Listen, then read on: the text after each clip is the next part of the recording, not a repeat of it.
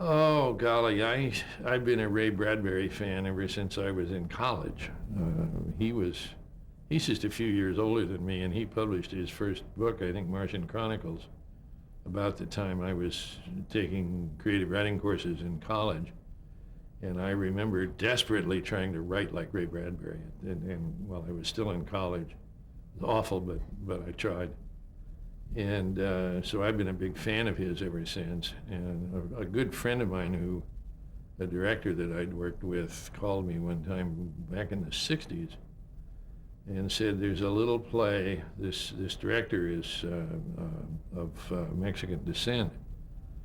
And Frank says there's this little play that takes place in East LA where Frank had grown up.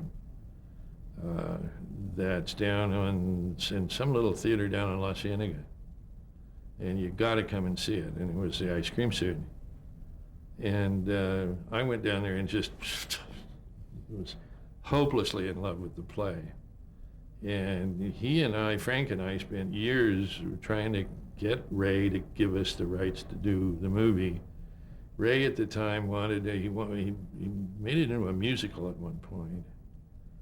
He got Jose Feliciano to write a bunch of songs for it, and it didn't do all that well, but somehow or another, I finally run into a guy named Stewart, who had directed it in Chicago on stage with Joe Mantegna and a couple of others anyway, and he came to me with this thing.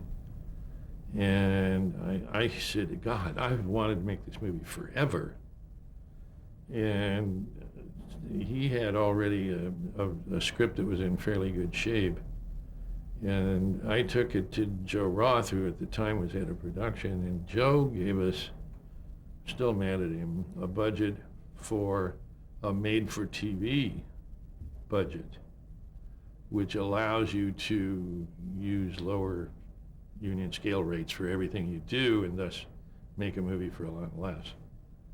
And I just said, we got to make the thing, and we did. This was, I'll give you the year. It was 1997, because it was the year I broke my leg, and we had Edward James Olmos in it, and Isa Morales, and Joe Mantegna, and Sid Caesar and Howard Morris are in it, playing the shopkeepers. And it's a delightful little film, but it could never go anywhere because it was constrained by the fact that if you ever went theatrical with it, had this made-for-TV budget attached to it. And it said if it goes theatrical, you got to go back and pay all those people again that worked on it all those years ago, and so the negative cost of it goes way high for a little story about a bunch of Mexicans in East LA, as charming as it is. But every time you run it theatrically, the audience goes crazy. They just absolutely love this little movie. Ray thinks it's the best thing that anybody ever made of anything he's ever written. And I mean, there's some pretty good stuff of Ray Bradbury out there. But that's one of my all-time favorite little stories. I still get a little